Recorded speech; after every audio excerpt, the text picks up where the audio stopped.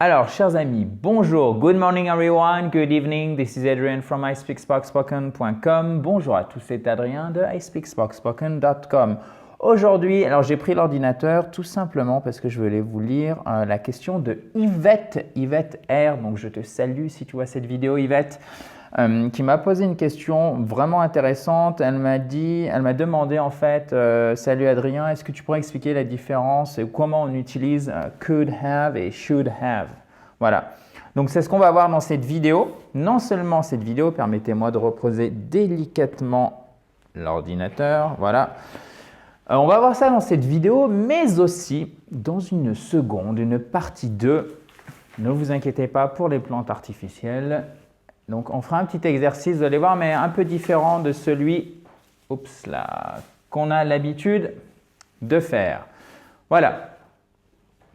Donc, alors, il y a une chose déjà que vous devez savoir, ça peut paraître un peu compliqué de prime abord, si je puis dire, parce qu'on en arrive à des formules du type « si j'avais su » ou « j'aurais pu »,« vous auriez pu »,« on aurait dû », etc. Alors déjà, quand en français, on peut faire des fautes d'orthographe, même si c'est notre langue maternelle, je vous laisse imaginer, en anglais, on peut avoir tendance à s'embrouiller. Mais la bonne nouvelle, vous allez voir, c'est que c'est assez mécanique et relativement simple comme fonctionnement.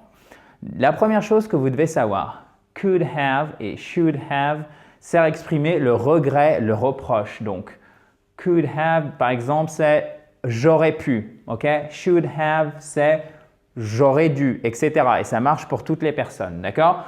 Quand vous voyez ici PP, ça veut dire participe passé. Donc, la bonne formule, en fait, c'est could et après, vous avez toujours have. OK? C'est parce qu'on parle de quelque chose qui s'est passé, que j'aurais dû faire, qui ne s'est pas passé dans une action qui ne s'est pas passée dans le passé, mais qui aurait dû se passer. D'accord? OK? Donc, could et toujours have derrière, plus le participe passé en question. Donc, on va avoir de nombreux exemples. Ne vous inquiétez pas, non seulement dans cette leçon, mais dans l'exercice qu'on va faire ensemble demain dans la prochaine vidéo. Petite précision extrêmement importante, puisque nous, francophones, je pense qu'on fait tous l'erreur, d'accord? Et parfois, on conserve même et on répète cette erreur et c'est fort dommage. Pourquoi? Regardez, je vais vous le mettre ici. En fait, je vais prendre le vert pour l'occasion. Could, c'est pas could, ok? On n'entend pas. On l'entend pas en fait. On dit could et on dit should. Pareil, on n'entend pas le L. Il ne se prononce tout simplement pas. C'est pas should, c'est should. Should. Could, should. Should. Vous voyez, on a tendance vraiment à le prononcer, ce fichu L, si je puis dire. Évidemment, il faut le mettre à chaque fois à l'écrit, hein, qu'on soit bien d'accord. Donc voilà, donc should plus have plus pp participe passé pour le regret et le reproche. On va voir dans un instant ce que ça nous donne. Mais chers amis, si vous ne l'avez pas encore fait, vous pouvez toujours vous inscrire à la formation gratuite que je donne ce dimanche 14 janvier à 20 h, heure de Paris, sur Internet. Formation intitulée « Le plan précis pour parler anglais dans les semaines qui viennent ». Pour vous inscrire, c'est très simple. Vous cliquez soit sur le lien qui est en dessous. Si vous êtes sur Facebook, vous cliquez, normalement il doit y avoir le bouton réservé ou le lien juste en dessous, donc bouton réservé. Et sur YouTube, évidemment, le i en haut à droite.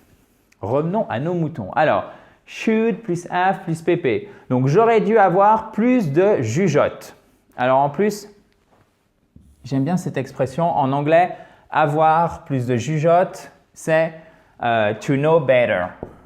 OK? Alors, attendez, j'aime pas écrire en vert parce que je trouve que ça se voit moins bien. Qu'est-ce qui serait le mieux, à mon avis? Je ne sais pas ce que vous en pensez, mais le rouge, ça me paraît pas mal du tout. To know better. Alors, petite précision, vous pouvez dire better, évidemment, mais les Américains ont tendance à transformer ici les deux T, better, en de, know better. Vous voyez, en fait, ils vont manger la consonne. To know better. Hop, OK. Donc ça va littéralement savoir mieux, donc avoir plus de jugeote. J'aurais dû réfléchir, en fait. Voilà ce que ça veut dire. Donc, qu'est-ce que vous faites, en fait? J'aurais dû avoir plus de jugeote. Le j'aurais dû. OK, donc ça c'est le regret, d'accord? La notion de regret dans le passé, j'aurais dû faire ça, vous savez? OK, c'est j'aurais la notion de devoir, donc should, OK?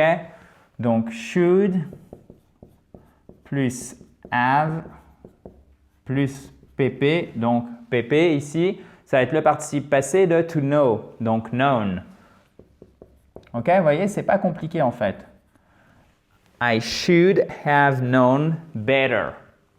Alors, j'ai mis FAM pour familier parce que to know better, you should know better, c'est quand même, pour moi, c'est pas tout à fait familier. C'est courant, mais par contre, faites-le bien avec quelqu'un que vous connaissez parce que là, c'est un reproche qui est un peu fort quand même. T'aurais dû, en gros, tu aurais dû assurer, voilà, tu aurais dû avoir un peu plus du jot, tu aurais dû réfléchir 5 minutes, quoi, ok?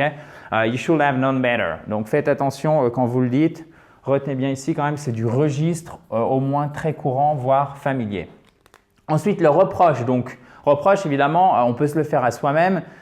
Bon, c'est un peu le regret, le reproche à soi-même, c'est un peu le regret tout simplement. Mais le reproche se fait à une autre personne, donc tu aurais dû être plus prudente. Donc, être prudent, c'est to be careful. Donc, devoir, should plus have plus pp. Donc, pp, le participe passé de to be, c'est been, exactement. You should have been more careful, ok? You should have been more careful. Careful, c'est prudent, plus prudent, more careful. Ok, guys? Bon, ça, c'est facile, vous voyez, hein? Ça, retenez bien que c'est devoir, ok? Tu aurais dû, j'aurais dû, etc. Et évidemment, avec le petit chapeau, si je peux m'exprimer comme à l'école primaire, c'est mon côté maître d'école, que je ne suis pas, évidemment. Trêve de plaisanterie et de bavarderie, tout simplement, oui, il faut bien mettre le du. Pourquoi on met un accent circonflexe ici? Tout simplement parce qu'on veut bien faire la distinction entre du, qui est la contraction de le, ok? Je veux du pain, par exemple. Voilà, qui est le partitif, si je ne m'abuse, en français. Could plus have plus pp, donc ça, c'est pour dire j'aurais pu, d'accord? Tu aurais pu, vous auriez pu apprendre l'anglais. You could have learned English better. Vous auriez pu mieux apprendre l'anglais, ok? You could have spoken English better. Vous auriez pu mieux parler anglais quand vous lui avez téléphoné, ok? Donc, même chose ici, c'est could, pas could, ok? Could plus have plus participe passé. J'aurais pu faire mieux. Faire mieux, c'est to do better. To do better, ok? Donc, could plus have plus participe passé de to do, c'est exactement done, ok? I could have done better. Regret, I, myself, moi-même, you, reproche, vous, we, nous, ensemble, ok? Qui peut se traduire, et c'est pour ça que là j'ai fait un petit écart, si je puis dire. On traduit souvent en fait le nous par on en français, qui est une sorte de neutre en fait, si vous voulez, même si ça n'existe pas en français, le neutre, mais si vous avez fait du latin, si vous avez fait de l'allemand, ça vous rappellera, ou même du russe évidemment, des souvenirs. Donc le on le traduira souvent par we en anglais, première personne du pluriel. On aurait pu être plus prudent, nous aurions pu être plus prudents, to be careful, ok?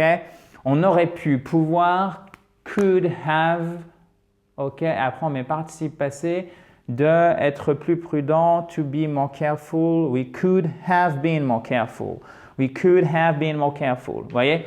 Là, j'ai choisi du vocabulaire assez simple, mais vraiment pour que vous voyez bien les mécaniques et je voulais qu'on la fasse ensemble pour petit à petit l'installer en fait littéralement ici, dans le vôtre, dans le mien évidemment, parce que c'est toujours bon de réviser et grâce à l'exercice qu'on va faire demain, je pense que could have plus pp et should have plus pp, donc participe passé, ma chère Yvette, ce n'aura plus de secret pour toi puisque c'est Yvette qui m'a demandé de faire une vidéo là-dessus, donc je la remercie encore. Voilà.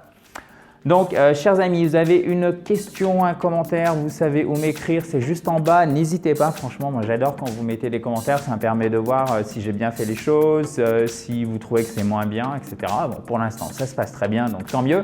D'ailleurs, si vous avez adoré cette vidéo, et j'espère que c'est le cas, mettez bien un pouce bleu, voilà, qui est juste ici, donc cliquez sur le pouce si vous le voulez bien, en tout cas si ça vous a plu. Et on se retrouve peut-être ce dimanche 14 janvier pour la formation gratuite que j'organise sur Internet et qui s'intitule « Le plan précis pour parler anglais dans les semaines qui viennent. Pour vous inscrire, c'est simple. Vous avez soit le lien juste en dessous de la vidéo, que vous soyez sur YouTube ou sur Facebook. Si vous êtes sur Facebook, normalement aussi, il y a un bouton, c'est marqué réservé juste ici. Ou sur YouTube, vous avez aussi le i en haut à droite. Il suffit de placer le curseur de la souris et il va apparaître. Voilà. Thank you very much, guys.